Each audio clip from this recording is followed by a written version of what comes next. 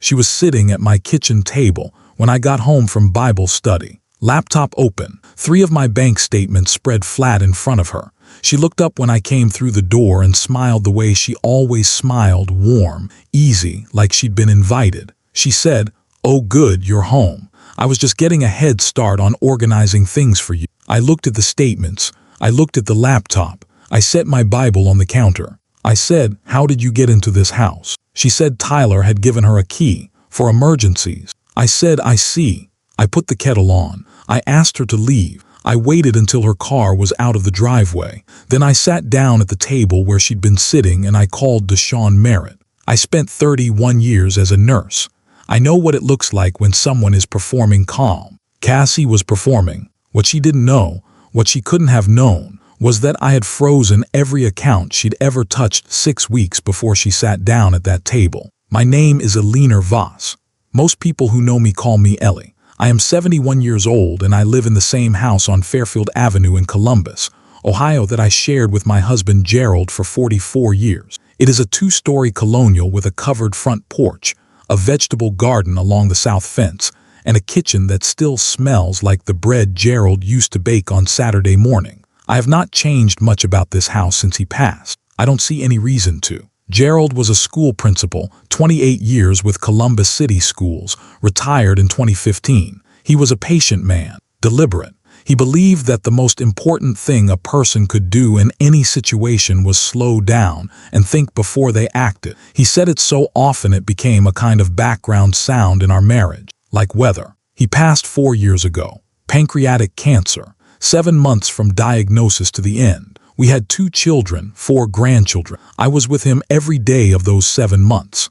I held his hand at the end the same way I had held the hands of patients in the oncology ward at Ohio Health Riverside Methodist for 31 years steadily, without flinching, because that is what the moment requires. I retired from nursing in 2018, 31 years in oncology. I have seen things in that ward that most people will spend their whole lives hopping not to see. What that work gives you, if you let it, is a very clear sense of what matters and what doesn't, and a very accurate eye for when something is wrong. Gerald left us financially stable. Not wealthy, we were never wealthy, but safe. $187,000 in savings built over 44 years of careful living, a paid-off house, a modest pension from the school district. It was enough. It was exactly what we had planned for. I managed it myself after he passed, same way I managed everything, carefully, with a written record, and without asking for more help than I needed. The shape of my days has not changed much since Gerald passed. Sunday school at Eastside Community Church on Mock Road,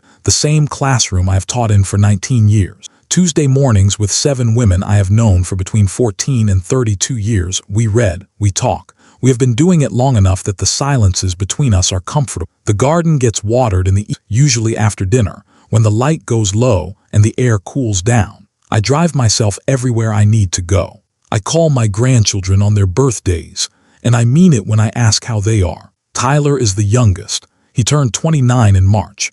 He is Gerald's mirror in some ways, same quiet manner, same steady eyes. He met Cassandra Whitmore at a work conference in Indianapolis in 2021. She went by Cassie. She was 28, worked in marketing, and had a way of entering a room that made everyone in it feel like they'd been waited for. I noticed that quality immediately. I also noticed something else.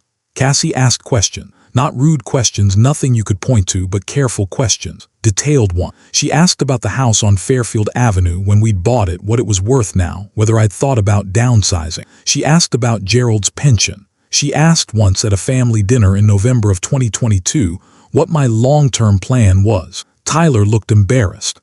I smiled and said I planned to keep doing exactly what I was doing. I wrote that conversation down when I got home that night. I have kept a small notebook on my nightstand since 1987. Gerald gave me the first one. Old nursing habit, you document what you observe, because memory is imperfect and patterns only become visible when you write them down. By the spring of 2023, I had filled 4 pages about Cassie. Nothing dramatic, nothing I could have walked into a police station with. Just a pattern. The kind of pattern you learn to recognize when you have spent 3 decades watching people, their faces, their questions, the gap between what they say and what they mean. Gerald used to say I was the most competent, stubborn woman he had ever met.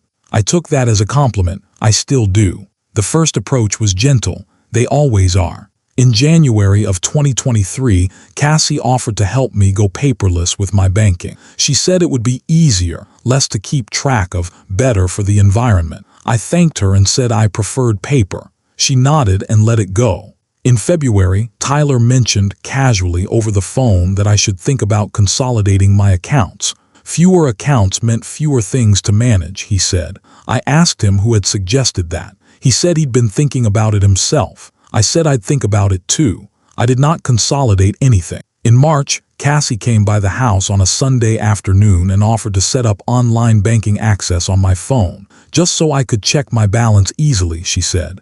It would only take a few minutes. I let her do it. I sat at the kitchen table and watched every step she took, which screen she opened, which settings she changed, where she entered information. I wrote it all down that evening. I want to be clear about something. I am 71 years old. I am not confused by technology. I have used a computer since 1994. I managed electronic patient records for the last 9 years of my nursing career. I let Cassie set up that access because I wanted to see what she would do with it. In April, I noticed a $600 transfer I had not made. It had been processed from my online account on a Thursday afternoon. I had been in my garden on that Thursday afternoon. I called the bank. They confirmed the transfer had been authorized through my online portal. I did not call Tyler. I did not say anything to Cassie. I called Deshaun Merritt. Deshaun was 24 years old when I was his primary nurse during a 19-day hospitalization at Riverside Methodist in the spring of 2009. He had a severe systemic infection, the kind that moves fast and frightens everyone, including the staff. He was alone in Columbus, far from his family in Detroit, and he was scared in the way that young people are scared when their body does something they've never experienced before. I sat with him on my breaks. I called his mother on the third day because he was too exhausted to dial. I told her he was going to be fine. I believed it when I said it. He was fine. He graduated from Ohio State 2 years later with a degree in accounting. He has been a licensed CPA for 11 years now and runs a small forensic accounting practice on North High Street. He sends me a Christmas card every year. When I called him in April of 2023, he picked up before the second ring. I told him what I'd found. I sent him 6 months of bank statements that same evening. He called me back in 2 days. His voice was careful and even the voice of a man who has learned to deliver difficult information without adding his own alarm to it. He said, "Miss Ellie, across the last 8 months, $41,000 has left your accounts. 23 separate transfer, amounts between $800 and $4,200, going to 3 external accounts I can't identify from the statements alone." I said, "What else?" He said, 6 of those transfers were made from a device that is not your phone and not any device registered to your accounts. And 3 of them, including the 2 largest, were made on days when you have documented medical appointments on the other side of Columbus. I wrote that down, the date, the amounts, the words documented medical appointments. Then I said, "Deshaun, I need you to help me build this correctly before I do anything else." He didn't hesitate. He said, "Send me everything you have, statements, portal screenshots, anything. Give me 48 hours. Don't touch the accounts and don't say a word to anyone." That was the accountant speaking, not just the friend. I had called the right person. I called my bank the following morning and froze every account that had been accessed. Savings, checking, and a small money market account Gerald had opened in 1998. Frozen. All of it. That was a Tuesday in late April. Cassie came to my kitchen table on a Tuesday in early June. She had no idea. Deshaun spent those 6 weeks building what he called a transaction map. Every transfer, every timestamp, every device login, laid out in chronological order on a spreadsheet he printed and put in a manila folder with my name on the tab. He is meticulous the way good nurses are meticulous. Not because someone is watching, but because accuracy is the only thing that protects the person in your care. Here is what the map showed. 23 transfer, $41,000 total. The first one in August of 2022, $800, quiet enough that it looked like an ordinary expense if you weren't looking closely. Then another in September. Then two in October. The amounts grew gradually, the way a fever rises slowly enough that by the time you notice, it has been climbing for days. 6 of the 23 transfers were made from a device that did not match my phone, my laptop, or any device I had ever registered with the bank. Deshawn identified the device fingerprint, a digital signature that every phone or tablet leaves behind when it connects to a banking portal, like a shoe print in soft ground. That device had logged into my account 14 times over 8 months. I had never seen it. 3 of the transfers, totaling $9,800, were made during windows when I was documented as being at medical appointments at Ohio Health West Broad Street campus. The timestamps were precise. The appointment records were precise. On October 19th, a $3,400 transfer was processed at 10:23 in the morning. My intake paperwork at the clinic was timestamped 10:11. I was sitting in a waiting room 11 miles away. You cannot be in 2 places at once. That is not an opinion. That is a fact, and facts do not bend. Deshawn connected me with Patricia Nguyen, a Columbus attorney who has handled elder financial abuse cases for 16 years, formerly an assistant prosecutor for Franklin County. Her office is on East Broad Street, 3rd floor, and she has a photograph of her mother on her desk that she told me was taken in Saigon in 1972. I noticed it because I notice things. Patricia reviewed Deshawn's transaction map for about 20 minutes, then looked up and said, "Mrs. Voss, this is one of the cleaner cases I've seen. The documentation is excellent." I told her Deshawn had built it.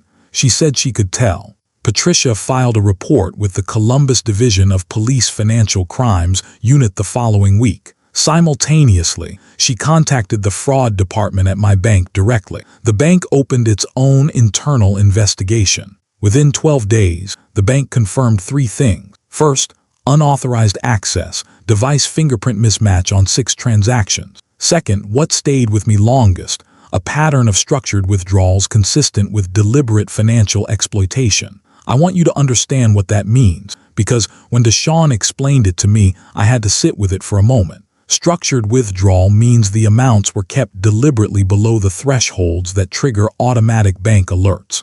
It is not careless. It is not impulsive. It requires someone who studied how the system works and then quietly worked around it every single time across 14 months. Cassie had been planning this long before she ever offered to set up my phone. Third, one wire transfer of $4,200 processed during a 47-minute documented window when I was in that waiting room on West Broad Street. The bank's own language in their written finding was fraudulent account access by an unauthorized third party. I kept watering my garden I kept going to Bible study on Tuesdays. I did not change my routine by a single thing. I did not call Tyler. I did not mention any of this to anyone at church.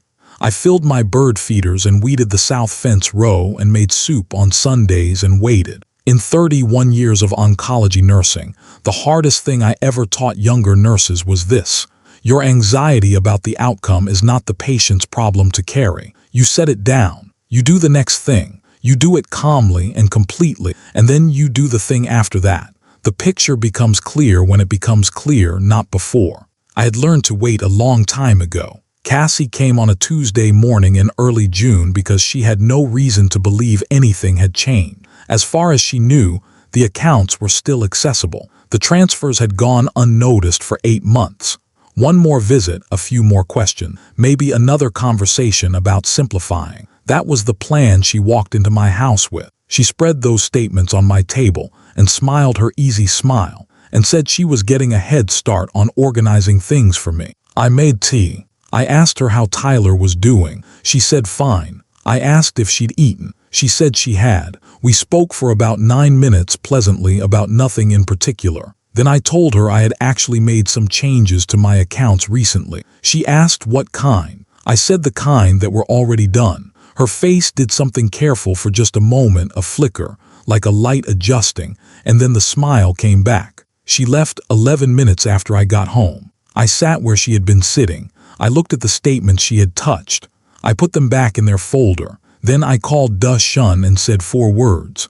She came, move forward. I called Tyler on a Thursday evening and asked him to come to the house alone. He arrived at 6:30. I had made coffee. I sat him down at the kitchen table, the same table, and I placed Da Shun's folder in front of him. Then I sat across from him and folded my hands and let him look. He went through it slowly. The transaction log, the device fingerprint report, the timestamps, the appointment records from West Broad Street with the transfer times printed alongside them. He turned each page carefully, the way Jared used to turn pages, all the way to the edge before moving to the next one. When he finished, he looked up. He said, "Grandma, this has to be an error." I said, "I thought so too. That's why I waited 6 weeks and had a forensic accountant and an attorney review everything before I called you." I said it quietly. I said it once.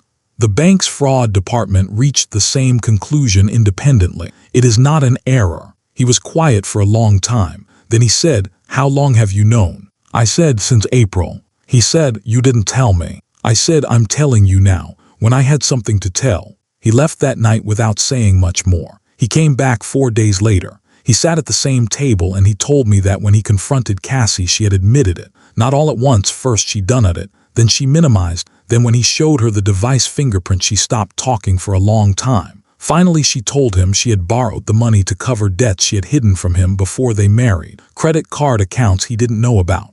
A personal loan from someone she wouldn't name. She had planned, she said, to pay it back before anyone noticed. Tyler's face when he told me, this was the face of a man who has discovered that the floor of something is not where he thought it was. I said, "I know this is hard." He said, "Did you know before all this?" I said, "I knew something was wrong. I didn't know what until Da Shun looked at the accounts." He nodded. He looked at his hands.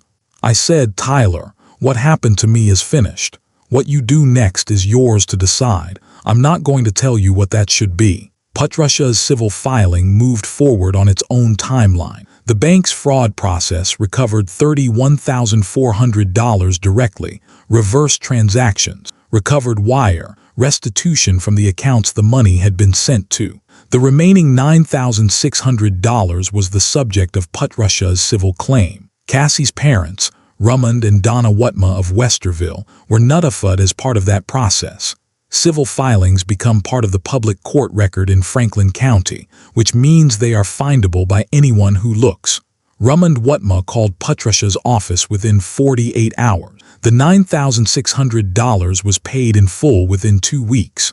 No criminal filing was pursued. The full $41,000 was returned within 90 days of Patricia's first filing. Tyler and Cassie separated 8 weeks after that Thursday evening at my kitchen table. He is living in an apartment now near Cluntonville. He calls on Sundays. We don't talk about Cassie. We talk about other things, his job, the garden, what I'm making for dinner. He is Jared's grandson in the ways that matter. The social exposure came the way things come in a community where people have known each other for a long time. The civil filing is a public record. 2 women from my Tuesday Bible study found it. I don't know which one found it first, and I've never asked. Word moved the way word moves among people who have sat in the same pews for 20 and 30 years. I did not say a word. I did not need to. 3 people from church called me in the 2 weeks after, not to gossip, to check on me, to say they were sorry it happened. One of them brought a pan of cornbread. I thanked her and meant it. Jared used to say the truth doesn't need help. It just needs time. He was right about most things. He was especially right about that. The vegetable garden on the south fence is doing well this year. The tomatoes came in early, and I've been putting up jars of sauce the way I do every August. Same labels, same shelf in the same pantry cabinet. The notebook on my nightstand has a new entry every few days. The pattern of my days has not changed in any way I didn't choose. On a Sunday morning in late July, I sat in my regular pew at Ustsud Community Church on Mock Road, 3rd row from the front, left side, same seat I have sat in for 27 years. The light comes through the east windows at that hour and falls across the 3rd row exactly the same way it did when Jared used to sit beside me. The offering plate came by. I put in my envelope the same as I always do. The woman next to me, a friend of 31 years named Lata, squeezed my hand without saying anything. Not a word. just her hand on mine, steady and warm, the way old friends communicate when words would only get in the way. I squeezed back, looked forward, listened to the sermon. 44 years of savings. Built carefully, lived honestly, protected quietly. Jared would not have been surprised by any of it, not by what Cassie did, and not by how it ended. He knew who he had married. If this story found you tonight, if you've ever watched someone underestimate what a quiet person is capable of, drop a comment below. Tell me where you're watching from. Elena Vuss still lives on Fairfield Avenue. The garden is fine. The accounts are hers. If that means something to you, subscribe. There are more stories like this one. There always are.